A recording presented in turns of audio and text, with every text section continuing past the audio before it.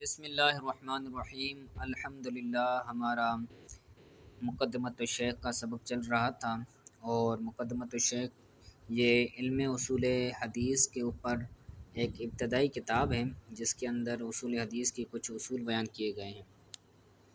تو آج کا سبق پڑھتے ہیں۔ فصل فی السند والمتن وعوارضہما، سند، متن اور ان دونوں کے عوارض کے بارے میں فصل۔ عوارض کا ویسے لغوی مطلب تو ہوتا ہے عارض ہونے والا، لیکن یہاں پر ہوگا متعلقات۔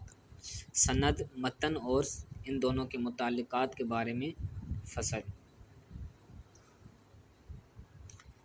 کتنے السند و طریق الحدیث ہے۔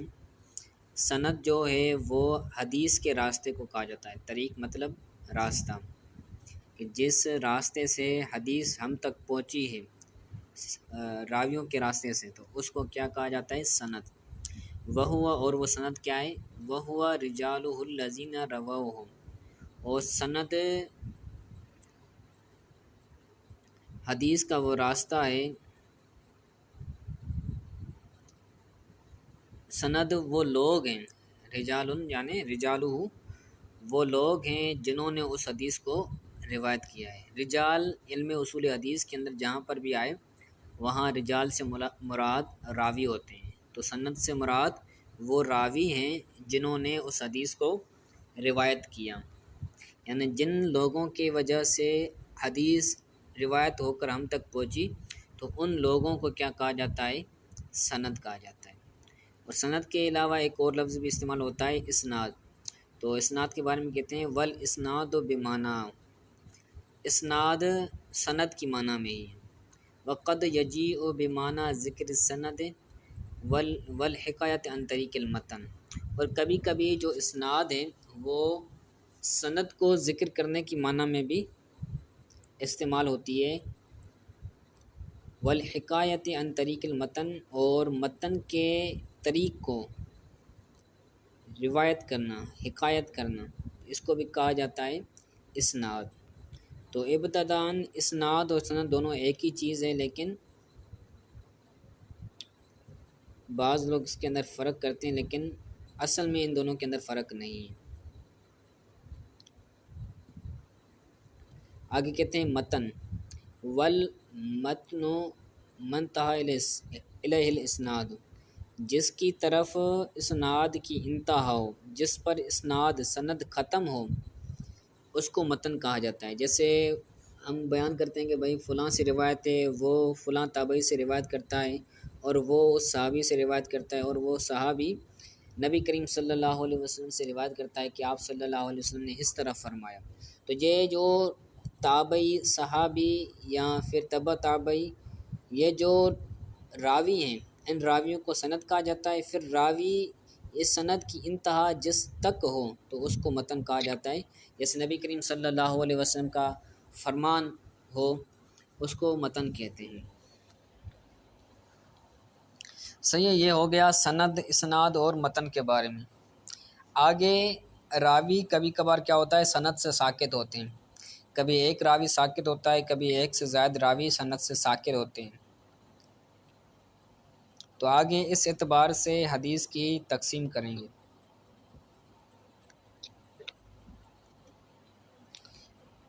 آگے حدیث پاک کی قسم ہے المتصل، حدیث کی ایک قسم ہے جس کو متصل کہا جاتا ہے، اور اس متصل کی تعریف کیا ہے؟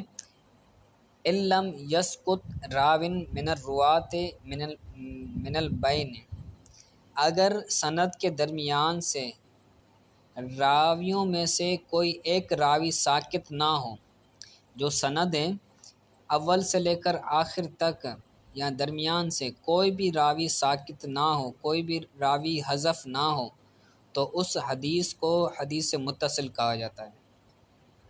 فالحدیث متصل، تو وہ حدیث متصل ہے۔ ویسمى عدم الاسقاط عدم السقوط اتصالا، اور یہ جو راویوں کا ساقط نہ ہونا ہے، راوی ساقط نہ ہو سند سے، تو اس کو اتصال کہا جاتا ہے کہ بھئی یہ جو روایت ہے اس کی سند متصل ہے، یا یہ جو حدیث ہے یہ متصل السند ہیں۔ متصل کا مطلب کیا ہے کہ جس حدیث کے راویوں میں سے کوئی راوی ساکت نہ ہو تو اس کو متصل کہا جاتا ہے، اور منقطع اس کے برعکس ہے۔ وَإِن سَقَطَ وَاحِدٌ أَوْ أَكْثَرُ ایک یا ایک سے زائد راوی ساکت ہو سند سے، فالحدیث منقطع تو حدیث منقطع کہلائے گی۔ وَهَذَا السُّقُوطُ انقطاع اور یہ راویوں کا ساکت ہونا انقطاع کہلائے گا۔ آسان ہے، اگر کوئی راوی ساکت ہو تو اس کو منقطع کہیں گے، اور اگر کوئی راوی ساکت نہ ہو تو اس کو متصل کہیں گے۔ آگے معلق بیان کریں۔ معلق یہاں سے 3 قسمیں بیان کریں گے، معلق، مرسل، اور ایک اور قسم بھی ہے۔ بہرحال پھر معلق کی بات تعلیقات بخاری اور دوسری تعلیقات کے اعتبار سے حکم بیان کریں گے۔ معلق بھی ہے اور منقطع بھی ہے اور معدل بھی حدیث یہ بیان کریں گے۔ تو کبھی راوی کیا ہوتا ہے، سند کے شروع سے ساکت ہوتا ہے، کبھی سند کے آخر سے ساکت ہوتا ہے، کبھی سند کے درمیان سے بھی راوی ساکت ہوتا ہے۔ تو اس اعتبار سے اب تعریفات کریں گے احادیث کی، کہ اگر سند کے شروع سے راوی ساکت ہو تو حدیث کیا بنے گی، سند کے آخر سے ساکت ہو تو حدیث کیا بنے گی، اور کبھی کبھار سند کے شروع سے ساکت ہوں تو حدیث کا کیا نام دیا جائے گا۔ تو المعلق، حدیث معلق کسے کہتے ہیں؟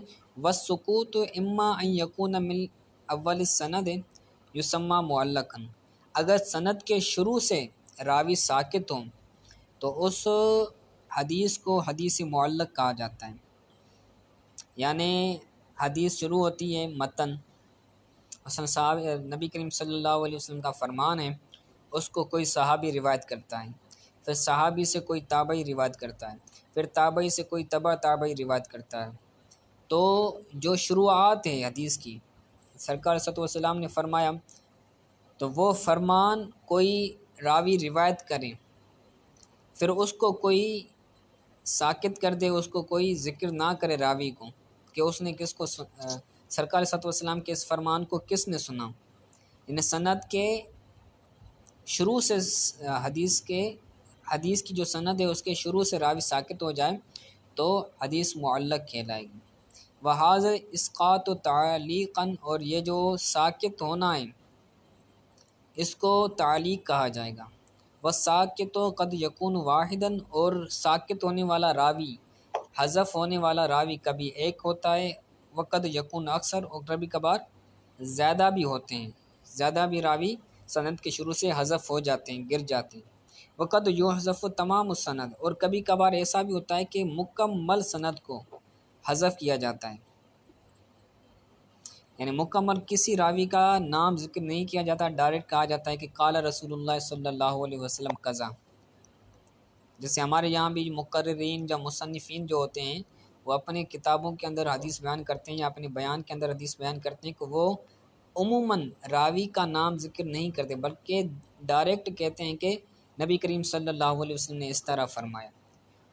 تو اس کو بھی کیا کہا جائے گا؟ تعلیقات کہا جائے گا، اس کو بھی معلق کہا جائے گا کہ یہ بندہ حدیث کو تعلیق کے اعتبار سے بیان کر رہا ہے۔ آگے اس کی وضاحت کر رہے ہیں کہ کما ہوا عادت المصنفین ہے، جس طرح مصنفین کی عادت ہے کہ وہ کیا کرتے ہیں، یقولون قال رسول اللہ صلی اللہ علیہ وسلم، کہ مصنفین جب بھی اپنی کتاب کے اندر حدیث لکھتے ہیں تو کہتے ہیں کہ نبی کریم صلی اللہ علیہ وسلم نے فرمایا۔ ٹھیک ہے، تو یہ ایک بہت اہم سبق ہے، اس کو اچھی طرح سے یاد کیجیے گا۔ اور آگے تعلیقات بخاری ہیں تو یہ انشاءاللہ تعالی کل پڑھیں گے۔ آج جو سبق پڑھا ہے اس کو اچھی طرح سے یاد کیجیے گا، اگر کوئی بات سمجھ نہیں آئی تو وہ پوچھ لیں، اور جو طلباء غیر حاضر ہیں وہ اپنی حاضری کو یقینی بنائیں، اس کے اندر آپ کا ہی نقصان ہوگا اگر آپ چھٹیاں کریں گے۔ سبق یہ نئی کتاب شروع ہوئی ہے، اس کو اچھی طرح سے یاد کریں، سنائیں، تو آپ کا ہی فائدہ ہوگا اس میں، ورنہ بہت مشکل کا سامنا کرنا پڑے گا آپ کو۔ تو یہ ابھی سبق یاد کریں، اگر کوئی بات سمجھ نہیں آئے تو وہ پوچھ لیں۔